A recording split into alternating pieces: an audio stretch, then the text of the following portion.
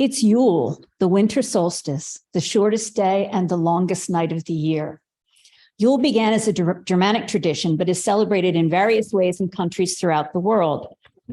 Trees, holly, mistletoe are all symbols of ancient Yule feasts. Decorated Christmas trees in America are a relatively new phenomenon. Prince Albert, the consort of Queen Victoria, almost single-handedly brought the tradition of Christmas trees to the British Isles, and from there it spread to the rest of the English-speaking world. In modern paganism, Yule is often celebrated as the birth of the great horned god in Celtic paganism called Herne, represented by the sun, as the crone goddess, having cycled through her triple form as maiden, mother, and crone, retires to sleep until she is awakened and reborn as a maiden in the spring warmth at Ostara. Here today, we will be welcoming the sun, welcoming the promise of a new year, and welcoming the joy of the holidays, whichever ones we celebrate. Our opening words come from British writer Susan Cooper. So the shortest day came, and the year died, and everywhere down the centuries of the snow-white world came people singing, dancing to drive the dark away. They lighted candles in the winter trees. They hung their homes with evergreen. They burned beseeching fires all night long to keep the year alive. And when the New Year's sunshine blazed awake, they shouted, reveling. Through all the frosty ages, you can hear them echoing behind us. Listen. All the long echoes sing the same delight this shortest day. As promise wakens in the sleeping land, they carol, feast, give thanks, and dearly love their friends and hope for peace. And so do we here, now, this year, and every year. Welcome, Yule. When doing any ritual, the first thing to be done is to declare sacred space. As we do this every Sunday by lighting our chalice, which we just did. For today, let's take the extra step. We will call a circle which will protect everyone inside it from harm and will seal in the magic and warmth of the ritual. Since the circle will include all of you, and a lot of you are on Zoom, this is going to be a really, really, really big circle. In calling our circle, we will be invoking the directions north, south, east, and west. Each of the directions has an element associated with it, and for our purposes today, also a goddess. We have the north, the element is earth, and for the north, we have a statue of Gaia, Mother Earth. The east, which is an element of air, we have the goddess of the equinox with her arms raised to feel the wind and welcome the sun. South is the element of fire, and there we have the fierce Morrigan, the dark goddess of battle and transformation. In the watery west is Danu, mother goddess of the Tuatha De Danann, children of Danu in the Old Irish, whose name means to run, to flow. Each of these elements is also protected by a watchtower, a kind of guardian, which helps seal the circle from harm. The watchtowers in many rituals can be favorite gods or goddesses, angels, or other mystical beings. For today, we are just using the spirit of the elements. We will now call the watchtowers to set the circle, and Jenny will light a candle here on the altar to represent each of the directions. So in my Celtic tradition, we begin in the north, which is over there by Gaia. Hail to the guardians of the watchtowers of the north, element of earth, place of grounding, place of birth, fierce winter land of ice and cold, endings and beginnings, always calling us home. Be with us now.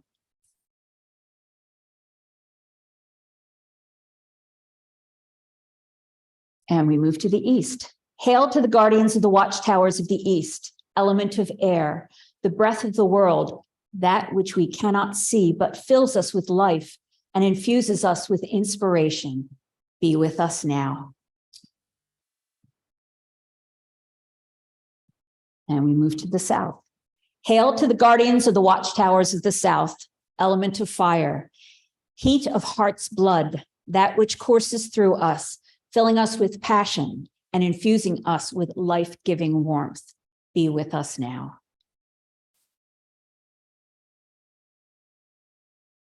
And we move to the west.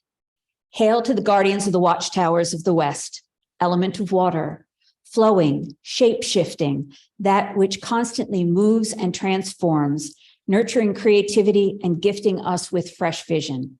Be with us now. The circle is cast. Let all within be protected and blessed. So now it's time for all the children to gather around.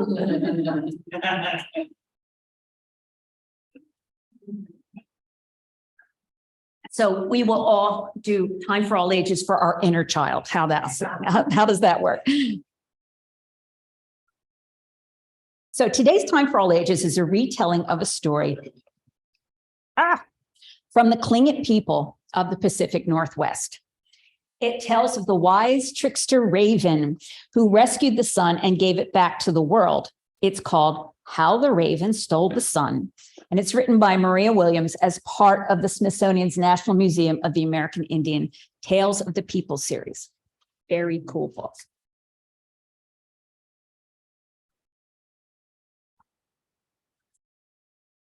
A long time ago, Raven, or Yule, was pure white from the tips of his claws to the ends of his wings. He was very striking, like fresh snow in winter.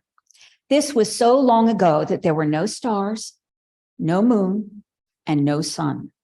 People lived in total darkness, and their only light was from campfires. Raven was concerned about this. The stars, moon, and sun were kept in large, beautifully carved boxes in a chief's house. The chief was greedy and didn't want to share these wonders with anybody, not even his wife or his daughter. Raven knew the chief kept the celestial lights all to himself and began plotting how he could take them away. Raven tried to get into the chief's big house, but was always caught before he could enter. Finally, he came up with a brilliant scheme for stealing the stars, moon, and sun. The chief's daughter was a lovely young woman, and the chief knew that she soon would be ready to have children of her own. This made him happy because he wanted grandchildren very badly, especially a grandson. One day, the daughter was gathering berries and got very thirsty. She found a nice creek flowing with fresh, cool water. Raven quietly followed her, and as she began to scoop up the water with her cup, he quickly transformed himself into a small pine needle. Raven drifted into her cup, and the young woman swallowed him. Several months later, the chief's daughter gave birth to a beautiful baby boy. But what the chief and his family didn't know was that the baby was Raven. The chief was very happy and proud. He had always wanted a grandson. The baby cried a lot, but the chief was very patient. One day, the chief noticed the baby was pointing to the box with the stars in it. He cried and cried for it. Finally, the chief got the box of stars down to let his grandson play with it. Raven smiled and played with the box, and when the chief was not looking, Raven opened it. The stars flew out and up into the sky. His grandfather was not pleased to lose his stars to the sky, but his grandson was happy for a while, and this made him happy too. But eventually, Raven began to cry again. He cried and cried and pointed to the box containing the moon. The chief remembered what happened the last time, but couldn't stand to see his grandson cry. So he handed him the box with the moon in it. The grandson smiled and played with the box. When the chief looked away, Raven opened the lid. The moon flew out and up into the sky. Raven loved making mischief, but he was growing tired of being a baby. He wanted to be a raven again. He missed his glorious feathers. He missed flying through the air, and he was getting really tired of the chief. But Raven waited because he was so curious about what was in the last box, the biggest box, the most beautiful of all the three boxes. And so he began to cry. He cried and cried and cried and cried for days. The chief remembered what had happened with the moon and the stars, but he was sad to see his grandson crying. I imagine he was probably a little annoyed after days of that. So he handed him the last box, the box containing the sun. Of course, the cunning raven was waiting for this moment. He opened the lid and freed the sun. What a beautiful sight. The sun flew out and up into the sky, and daylight came into the people's lives. Raven was very happy. And now that his curiosity was satisfied, he changed back into a raven. The chief saw this transformation and became very, very angry. He had been tricked. The chief closed the door to the house and trapped Raven inside. Raven knew the chief was bigger and stronger and would probably kill him. He flew around frantically trying to find a way out. Finally, he spied a very small smoke hole in the ceiling. He flew up to it and squeezed through. And as he did, black soot coated his feathers. Raven joyfully burst out into the light of the day. Raven was very surprised to see that he was now completely black. From the tip of his claws to the ends of his wings, every feather and even his beak were beautifully shiny black. And that is how the raven came to be black, as he remains to this day. Today we are celebrating the return of the light and looking forward to what we hope that light will bring. The days will get longer from here on out, and we'll shortly begin to notice that. In the bleakness of January and February, the light will become brighter and brighter, sparkling on the ice and snow. Inevitably, the sun will grow warmer and bring us snowdrops and crocuses and the verdant greens of spring. But can we do that for ourselves? Can we take the light within us and hold it close against the darkness that threatens to engulf us? What does that light represent in our lives? And what do we most hope for in the season to come? On our altar in front, we have a centerpiece poorly representing a traditional Yule log. There's only so much you can do. There are 3 candles, one yellow representing the sun and 2 others, one black and one white, representing the phases of the moon. The full moon was on December 7th, and the new moon, or moon dark, will be on December 23rd. As the moon moves through its phases, energy waxes and wanes. Anyone ever work in an emergency room or a retail store on a full moon? You get what I mean. The full moon energy can bring the crazy for some. The moon moves through its phases as the sun moves through the seasons. Though we are moving into moon dark right now, after the 23rd, the energy will begin to wax again. In the seasonal phases, the winter solstice is like the new moon. The energy is low, the night is bleak, and the darkness surrounds us. Today, we celebrate the turn of the seasons, the increase of energy, and the return of the sun.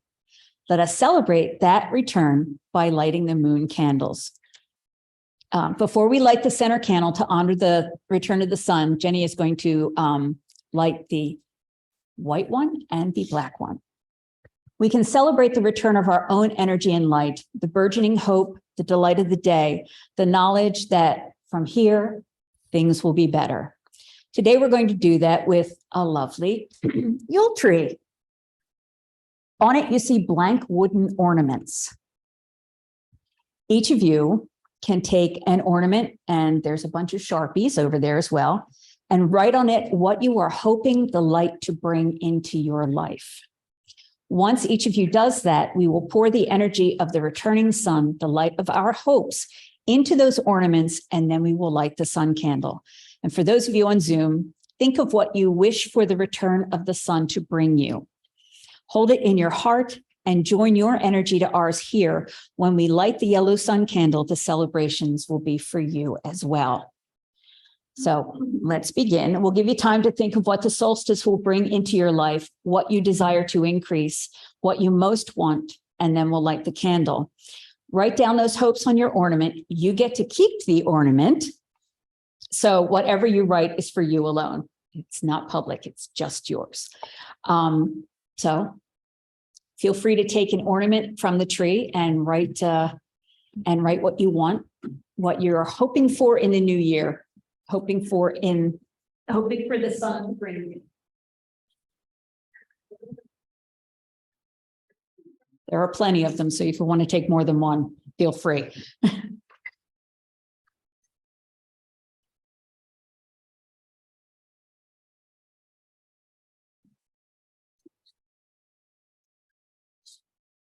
Everybody finished? So what we'll do is we'll light the solar candle. But first, before we do that, I want you to take these and hold them next to your heart. And just put all that energy and all that desire into this little ornament, this little thing to say, yes, this is what I want the sun to bring me. This is the energy I want in my life right now.